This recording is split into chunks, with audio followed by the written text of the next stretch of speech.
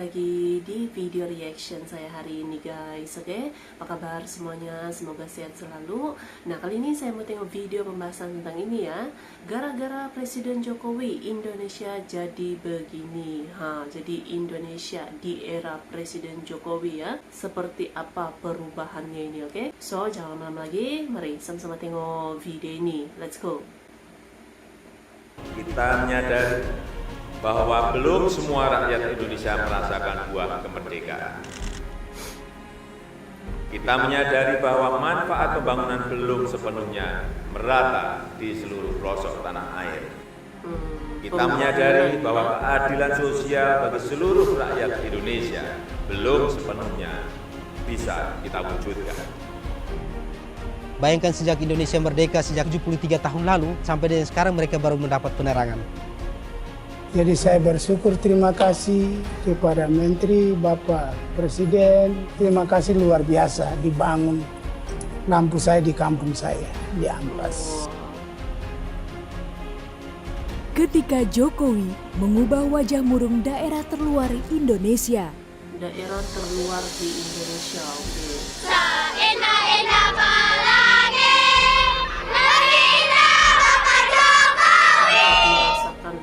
Perubahannya gitu ya. Sebagai negara kepulauan terbesar di dunia, Indonesia memiliki banyak keberagaman, baik itu budaya, adat istiadat, ras, dan agama yang tersebar di segala pelosok negeri Nusantara. Selain itu, sebagai negara kepulauan, Indonesia juga memiliki daerah-daerah terluar sebagai garis terdepannya. Dalam hal ini, sebagai pemimpin bangsa Indonesia, Presiden Joko Widodo memiliki misi akan membangun daerah-daerah tersebut. Karena tidak ingin menganaktirikan mereka yang berada jauh dari ibu kota, ia pun berkomitmen bahwa negara akan terus hadir di pulau-pulau dan wilayah terluar Indonesia, termasuk daerah perbatasan. Kita ingin rakyat Indonesia yang berada di pinggiran, di kawasan perbatasan, di pulau-pulau terdepan, kawasan terisolir, merasakan hadirnya negara, merasakan buah pembangunan dan merasa bangga menjadi warga negara kesatuan Republik Indonesia. Salah satu wujud konkretnya ialah dibangunnya bandara di pulau paling utara Indonesia, yakni Pulau Miangas. Dengan dibangunnya bandara tersebut, Presiden Jokowi memiliki harapan jika masyarakat di perbatasan makin bangga sebagai warga negara Indonesia.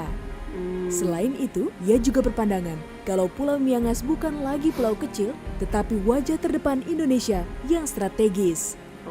Kita memandang posisi Pulau Miangas bukan lagi sebuah pulau kecil di antara 17.000 pulau yang dimiliki oleh negara kita. Tapi Miangas adalah wajah terdepan Indonesia yang strategis. Perhatian Presiden tidak hanya di pulau paling utara saja, tetapi juga pada pulau paling selatan Indonesia, yakni Pulau Rote, di mana perhatiannya ia wujudkan dalam pembangunan 74 embung guna meningkatkan produktivitas pertanian di daerah tersebut. Dengan 74 embung yang sudah ada ini kita harapkan produktivitas pertanian pun juga akan meningkat. Kehadiran Jokowi di Pulau Rote menjadi salah satu catatan sejarah bagi masyarakat Rote. Pasalnya, Jokowi merupakan Presiden Republik Indonesia pertama yang menginjakan kakinya di pulau tersebut. Bahkan tapak kakinya diabadikan sebagai prasasti di Taman Tapak Kaki Pulau Rote. Bapak Presiden Republik Indonesia, Bapak Insinyur Haji Joko Widodo telah menginjak kakinya di bumi Itaesa ini sebagai satu-satunya Presiden Republik Indonesia yang pernah berkunjung ke Kabupaten Rotendao. Tidak hanya di pulau terluar saja, daerah-daerah di pelosok pun tak luput dari perhatiannya. Seperti halnya di Desa Silawan yang merupakan beranda terdepan NKRI karena letaknya di perbatasan antara Indonesia dan Timor Leste. Menurut pengakuan kepala desa setempat, semenjak Indonesia merdeka, desanya itu baru mendapat listrik di era pemerintahan Jokowi. Bayangkan sejak Indonesia merdeka sejak 73 tahun lalu, sampai dengan sekarang mereka baru mendapat penerangan. Selain Desa Silawan, cahaya harapan bagi warga Desa Ampas di Papua pun kini terwujud. Desa Ampas sendiri merupakan desa tertinggal yang berada di Kabupaten Kerom, kawasan Provinsi Papua ujung timur Indonesia yang berbatasan langsung dengan negara Papua Nugini. di mana desa tersebut selama berpuluh-puluh tahun hanya menggunakan pelita sebagai penerangannya. Jadi saya bersyukur, terima kasih kepada Menteri, Bapak Presiden, terima kasih luar biasa dibangun lampu saya di kampung saya, di Ampas. Di daerah perbatasan lainnya antara wilayah Indonesia dengan Malaysia, Presiden Jokowi juga menaruh perhatian di sana, tepatnya di Kabupaten Nunukan, Kalimantan Utara. Adapun tujuan kunjungannya ke daerah tersebut, yakni untuk meninjau pembangunan infrastruktur jalan di daerah tersebut. Bahkan, dalam lawatannya kali ini, Presiden Jokowi sempat berkeliling menggunakan motor custom miliknya. Bersama dengan sejumlah menteri, ia pun menjajal jalan kurang lebih sejauh 11 km. Sebagai catatan, dalam hal ini, Jokowi merupakan Presiden RI pertama yang telah mengunjungi kawasan perbatasan tersebut. Dengan begitu, sebagai masyarakat Indonesia, berharap bahwa perhatian pemerintah terhadap daerah-daerah terluar akan terus dilakukan dengan pembangunan yang benar-benar merata dan berkeadilan. Tidak ada daerah yang dilupakan, tidak ada daerah yang dikesampingkan, tidak ada daerah yang dianaktirikan dan dianak-emaskan. Semuanya adalah anak kandung Ibu Pertiwi.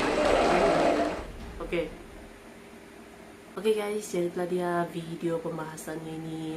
Jadi Indonesia di era Presiden Jokowi ya, seperti mana yang kita lihat lah gitu kan.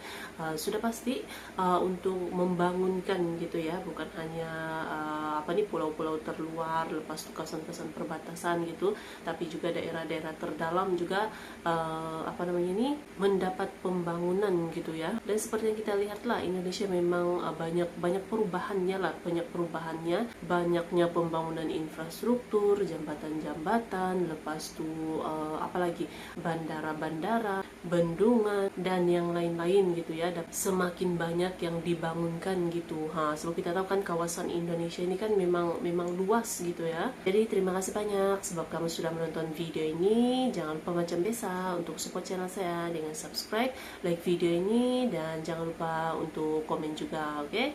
Terima kasih banyak dan kita jumpa lagi di video seterusnya. Assalamualaikum.